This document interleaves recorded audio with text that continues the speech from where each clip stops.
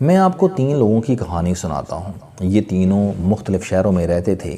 یہ تینوں میرے جاننے والے تھے اور ان تینوں کی کہانی ایک دوسرے سے جڑی ہوئی تھی۔ پہلا شخص ٹام تھا۔ ٹام بہت خوبصورت تھا۔ سرخ و سفید رنگ، لمبا قد، بال ریشمی اور نین نقش تیکھے۔ ٹام کی آواز بھی نشیلی تھی۔ وہ بولتا تھا تو کان کی دیواریں سرور میں آ جاتی تھیں۔ پورے شہر میں اس جیسا کوئی دوسرا خوبصورت نوجوان نہیں تھا۔ وہ جس محلے سے گزرتا تھا، لڑکیاں دوڑ کر چھتوں پر آ جاتی تھیں اور اسے اس وقت تک ٹکٹکی باندھ کر دیکھتی رہتی تھیں جب تک وہ ان کی نظروں سے اوجھل نہیں ہو جاتا تھا۔ حسن میں 1000 خوبیاں ہوتی ہیں، بس اس میں صرف ایک خامی، ایک خرابی ہوتی ہے، اس کے دشمن بہت ہوتے ہیں۔ محلے کا ہر کوجا شخص اس کا مخالف ہو جاتا ہے۔ ٹام کے مخالفین کی تعداد بھی ہزاروں میں تھی۔ وہ جہاں جاب کرتا تھا، مالک چند دن بعد جیلس ہو کر اسے نکال دیتا تھا۔ وہ سکول میں تھا تو وہ سب سے زیادہ پٹتا تھا۔ وہ کالج گیا تو استاد جان بوجھ کر اس کے نمبر کم کر دیتے تھے۔ درزی اس کے سوٹ خراب کر دیتے تھے اور دھوبی اس کے کپڑے جلا دیتا تھا۔ ٹام کے حسن سے صرف اس کا محلہ، اس کا شہر نہیں جلتا تھا، بلکہ اس کا اپنا خاندان بھی اس سے ٹھیک ٹھاک حسد کرتا تھا۔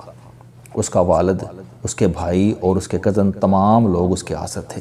ٹام اس رویے سے تنگ تھا۔ وہ اکثر اللہ تعالیٰ سے شکوہ کرتا تھا کہ یا باری تعالیٰ، تم نے مجھے اتنا خوبصورت کیوں بنا دیا؟ تم مجھے عام انسان بنا دیتے، تم مجھے بدصورت کر دیتے تو میں بھی آج اپنے دوسرے بہن بھائیوں کی طرح مطمئن زندگی گزار رہا ہوتا۔ وہ بعض اوقات لوگوں کے رویے سے اتنا زیادہ تنگ آ جاتا تھا کہ اللہ تعالیٰ سے گڑ گڑا کر دعا کرتا تھا کہ یا باری تعالیٰ، تو مجھے ان حاسدین سے نجات دلا دے، مجھے ان سے بچا لے، میں ان لوگوں سے بہت تنگ ہوں، یہ مجھے اندر سے زخمی کر رہے ہیں، یا اللہ مجھے حاسدین کے ان زخموں سے بچا لے۔ وہ گڑ گڑاتا رہتا تھا اور یہ دعا کرتا رہتا تھا۔ اللہ نے ایک دن اس کی دعا سن لی اور ٹام کے سارے حاسدین کی نظریں پھر گئیں۔ لوگوں نے اس سے جیلس ہونا بند کر دیا اور وہ عام انسانوں جیسی زندگی گزارنے لگا۔ لیکن وہ عام انسانوں کی زندگی زیادہ دن برداشت نہ کر سکا۔ وہ ایک دن ٹرین کی پٹری پر لیٹا اور زندگی کی سرحد پار کر گیا۔ ٹام اس انجام تک کیسے پہنچا، ہم یہ ڈسکس کرنے سے پہلے ڈک کی کہانی کی طرف آتے ہیں۔ ڈک ایک پیدائشی خوش نصیب شخص تھا۔ وہ ماں کے پیٹ میں تھا تو خاندان کے حالات بدل گئے۔ باپ ریڑھی سے دکان پر آ گیا۔ وہ پیدا ہوا تو دکان مال اور گاہکوں سے بھر گئی۔ وہ قدموں پر کھڑا ہوا تو ایک دکان 10 دکانوں میں تبدیل ہو گئی۔ وہ سکول گیا تو والد کارخانے دار ہو گیا۔ گویا ڈک جوں جوں بڑا ہوتا گیا، والدین آگے سے آگے بڑھتے چلے گئے۔ وہ عملی زندگی میں بھی خوش نصیب تھا۔ وہ جس کلاس میں داخل ہوتا تھا، وہ کلاس پورے سکول میں آگے نکل جاتی تھی۔ وہ جس استاد سے پڑھتا تھا، وہ استاد بیسٹ ٹیچر کا ایوارڈ لے جاتا تھا۔ وہ جو پرائز بانڈ لے لیتا تھا، وہ پرائز بانڈ نکل آتا تھا۔ وہ خریداری کے لیے جس دکان میں داخل ہو جاتا تھا، وہ دکان گاہکوں سے بھر جاتی تھی، اور وہ جس شخص کو دوست بنا لیتا تھا، اس دوست کے دن پھر جاتے تھے۔ ڈک جب عملی زندگی میں آیا تو اللہ تعالیٰ نے اس کے ہاتھ کو پارس بنا دیا۔ وہ مٹی کو ہاتھ لگاتا تھا تو وہ سونا بن جاتی تھی۔ وہ فیکٹری میں بیٹھنے لگا تو فیکٹری کمپنی بن گئی اور اس کمپنی نے اسٹاک ایکسچینج میں ریکارڈ قائم کر دیا۔ وہ آنکھیں بند کر کے بھی جو سودا کرتا تھا، وہ اس میں کروڑوں روپے کما لیتا تھا۔ وہ جو زمین خرید لیتا تھا، وہ زمین راتوں رات مہنگی ہو جاتی تھی۔ ڈک اس خوش نصیبی کو انجوائے کر رہا تھا، لیکن پھر وہ بھی ٹام کی طرح مشکلات کا شکار ہو گیا۔ لوگ اس سے بھی جیلس ہو گئے۔ پورا شہر اس کے حسد میں مبتلا ہو گیا۔ لوگ اسے دیکھ کر نفرت سے آنکھیں پھیر لیتے تھے۔ لوگ دوست بن کر اس کی پیٹھ میں خنجر پیوست کر دیتے تھے۔ اس کے سگے بھائیوں نے اس کے خلاف مقدمات قائم کر رکھے تھے۔ وہ جس پر اعتماد کرتا تھا، وہی اسے دھوکہ دے جاتا تھا۔ لوگ اس کی رقم، اس کی زمین جائیداد ہڑپ کر جاتے تھے۔ ڈک کو بھی ٹام کی طرح اس کی خوش نصیبی نے اداس کر دیا۔ وہ بھی دکھی ہو گیا اور وہ بھی کثرت سے اللہ تعالیٰ سے شکوہ کرنے لگا۔ یا باری تعالیٰ، تم نے مجھے خوش نصیب کیوں بنایا؟ تو مجھے ان جیسا بنا دیتا تاکہ میں دنیا میں اکیلا نہ ہوتا، میں ان کے ساتھ رچ بس کر زندگی گزار سکتا۔ وہ کثرت سے یہ شکوہ کرتا تھا۔ اللہ نے ایک دن ڈک کی دعا بھی سن لی۔ اس نے اس کی خوش نصیبی واپس لے لی۔ ڈک عام انسان بن گیا، 9 بجے سے 5 بجے والا عام انسان۔ لوگوں نے اس سے بھی جیلس ہونا بند کر دیا۔ پورے شہر میں اب کوئی شخص اس کا حاسد نہیں تھا، لوگ اب اس سے بھی محبت سے ملتے تھے، لیکن وہ بھی زیادہ دنوں تک یہ محبت برداشت نہ کر سکا۔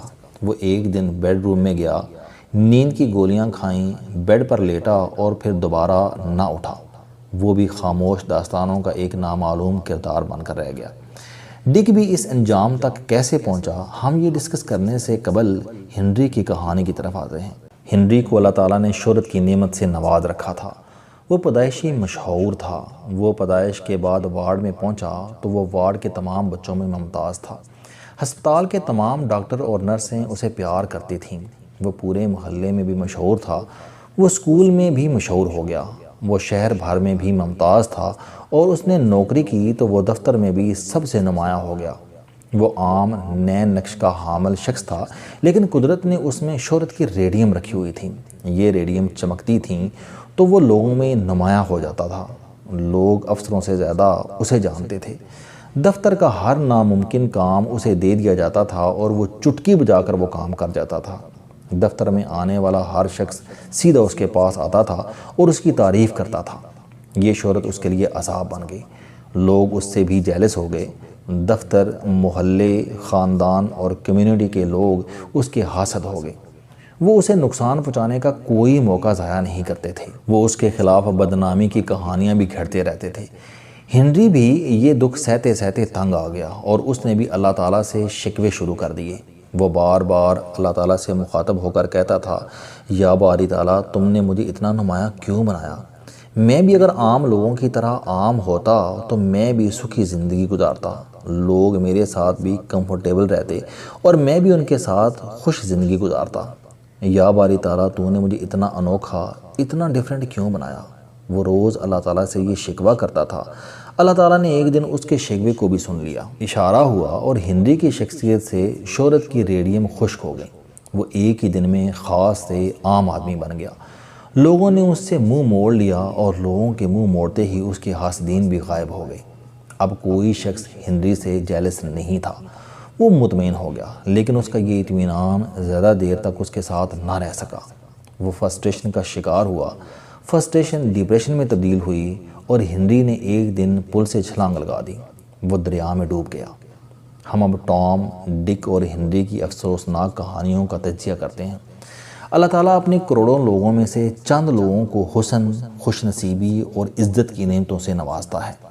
یہ نعمتیں ان لوگوں کو عام لوگوں سے ممتاز کر دیتی ہیں۔ یہ لوگ جب ممتاز ہو جاتے ہیں تو عام لوگ ان سے جیلس ہونے لگتے ہیں۔ یہ ان کے حسد میں مبتلا ہو جاتے ہیں۔ لوگوں کا حسد لوگوں کی جیلسی ثابت کرتی ہے کہ یہ عام لوگ نہیں ہیں، یہ اللہ تعالیٰ کے پسندیدہ اور نوازے ہوئے لوگ ہیں۔ لوگ ہمیشہ ان لوگوں سے حسد کرتے ہیں۔ یہ جن لوگوں جیسے بننا چاہتے ہیں، یہ جن لوگوں کی جگہ پر خود کو دیکھنا چاہتے ہیں، یہ کبھی اپنے جیسے یا اپنوں سے کم تر لوگوں سے جیلس نہیں ہوتے۔ ٹام، ڈک اور ہنری اسپیشل لوگ تھے، لیکن یہ لوگ حاسدین سے ڈر گئے اور یہ اللہ تعالیٰ کی نعمت پر شکر کے بجائے شکوے کرنے لگے۔ چنانچہ اللہ تعالیٰ نے ایک دن ان سے اپنی نعمتیں واپس لے لیں۔ یہ لوگ نعمت کے عادی تھے، یہ خالی پن برداشت نہ کر سکے، لہٰذا یہ خودکشی کر گئے۔ ٹام، ڈک اور ہنری کی کہانیاں ثابت کرتی ہیں کہ حاسدین مقام شکوہ نہیں، مقام شکر ہوتے ہیں۔ یہ ثابت کرتے ہیں کہ آپ عام انسان نہیں ہیں، آپ خاص ہیں۔ چنانچہ لوگ جب بھی آپ سے حسد کریں تو آپ اللہ تعالیٰ کا شکر ادا کریں، شکوہ نہ کریں، اور ہمیشہ اس وقت سے ڈریں جب پورے شہر میں کوئی شخص آپ کو حسد کے قابل نہ سمجھے۔ لوگ آپ کا نوٹس لیے بغیر آپ کے قریب سے گزر جائیں۔ میری درخواست ہے کہ آپ جب بھی شکوہ کرنے لگیں، آپ فوراً سجدہ کریں اور اللہ تعالیٰ کا شکر ادا کریں۔ شکر شکوے سے لاکھ درجے بہتر ہے۔ السلام علیکم دوستو۔ علم دوستی چینل بنانے کا مقصد موٹیویشنل اور زندگی بدل دینے والی کہانیاں آپ تک پہنچانا ہے۔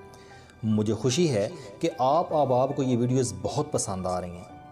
کوئی بھی شخص جو مایوسیوں میں گھرا ہو یا کوئی بھی شخص جو اپنی زندگی مثبت انداز سے گزارنا چاہتا ہے، اس کے لیے یہ چینل لائف چینجنگ ثابت ہوگا۔ میرا دعویٰ ہے کہ کوئی بھی شخص اگر اس چینل کی ویڈیوز دیکھ اور سن لے گا تو اس کی زندگی بدل جائے گی۔